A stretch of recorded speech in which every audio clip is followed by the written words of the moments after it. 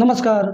UP ग्राम पंचायत चुनाव होने के बाद प्रधानों ने अपना कार्यभार जैसे ही संभाला, वैसे ही वे गांव का विकास करना शुरू कर दिए और अपने लिए भी कुछ व्यवस्था करना शुरू कर दिए।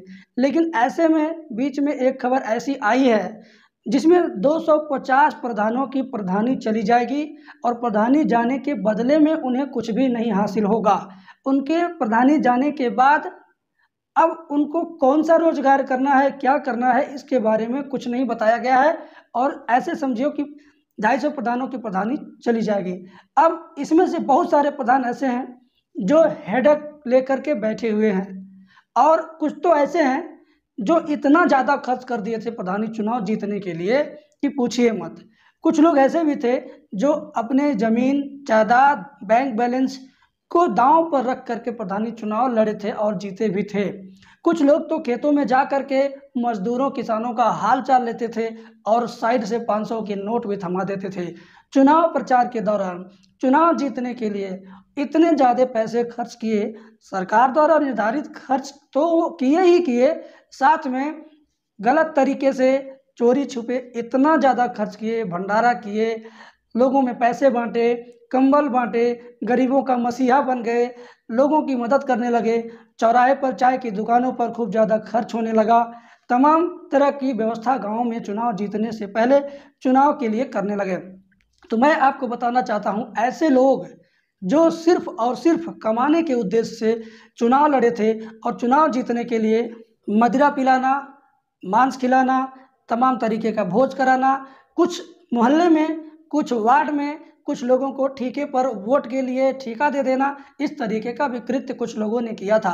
अब ऐसे लोगों की जब प्रधानी एक ही साल में चली गई, डूब गई, तो ऐसे लोग किस कदर अपने भविष्य के बारे में परेशान हैं, किस तरह वो अपने लिए सोच रहे थे, इसका अंदाज़ा सिर्फ वो लगा सकते हैं। हम और आप सिर्फ बात कर सकते हैं, लेकिन जिसकी प्रधानी चली गई है उसके ऊपर क्या बीत रहा होगा, मैं इस पर और ज़्यादा नहीं कुछ कहना चाहूँगा। बस यही कहना चाहूँगा कि देखिए, सरकार के हर एक फैसले से, ये प्रधानी चली क्यों जा रही है इसके बारे में अलग से वीडियो बनाऊंगा, लेकिन सरकार के हर एक फैसले से अगर 80% जनता को लाभ होता है तो 20% जनता को उसका नुकसान भी भुगतना पड़ता है। जैसे मान लीजिए, अगर शहर में या किसी कस्बे में कोई सड़क पतली है, उस सड़क को चौड़ीकरण करने के लिए सरकार ने पास कर दिया हो और सड़क जब चौड़ी हो रही होती है तो कुछ लोगों का मकान अगर छोटा है तो मकान पूरा चला जाता है, कुछ लोगों की एक ही दुकान है वो दुकान पूरी तरीके से चली जाती है। भले मुआवजा मिले या ना मिले ये अलग सी बात है, लेकिन जिन लोगों का मकान टूट जाएगा, जिन लोगों का चौड़ीकरण में पूरे का पूरा मकान ही चला जाएगा, जिनका व्यवसाय चला जाएगा, उनके लिए तो नुकसान की बात है। लेकिन सड़क चौड़ा हो जाने से सालों साल तक उस क्षेत्र से जुड़े हुए लोगों को बहुत बड़ा राहत होता है, बहुत बड़ा फायदा होता है, बहुत बड़ी सुविधा होती है। तो ऐसे ही 18 नगर पंचायतों का गठन किया गया है, नई नगर पंचायतों का गठन किया गया है पूरे यूपी में। अब एक नगर पंचायत के अंदर लगभग 10 से 15 प्रधानों की प्रधानी चल रही थी।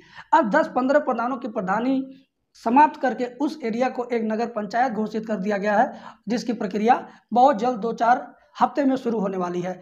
तो यहाँ पर उस क्षेत्र की जनता को बहुत बड़ा फायदा होगा कि उनका लाइफ स्टाइल, उनका रहन सहन, उनका एरिया शहरी हो जाएगा, उनको शहरी सुविधाओं का फायदा मिलना शुरू हो जाएगा।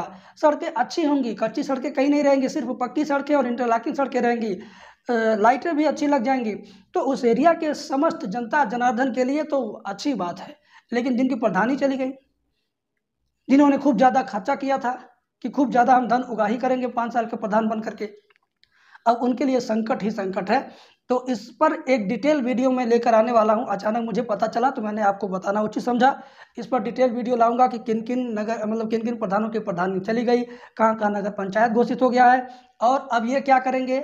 उस प्रधान के अंदर रोजगार सेवक जो थे उनका क्या होगा, पंचायत सहायक मित्र की अभी अभी भर्ती हुई थी उनका क्या होगा, उस क्षेत्र में सफाई कर्मी जो लोग थे उनका क्या होगा।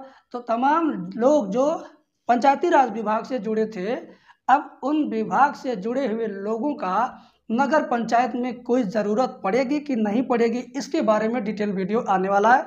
तो चैनल पर लगातार बने रहिए और प्रधान जी को आप लोग सहानुभूति दिखाइए, उनको थोड़ा सा ढाढ़स बधाइए कि वे अपने आप को डिप्रेशन में न लेकर जाएं ज़िंदगी में बहुत सारे उतार चढ़ाव होते रहते हैं, और ये उतार चढ़ाव उनकी ज़िंदगी का सबसे बड़ा उतार था। चढ़ाव तो इसको हम कहेंगे नहीं। तो बस आज की वीडियो में इतना ही, मिलेंगे नेक्स्ट वीडियो में। Thank you.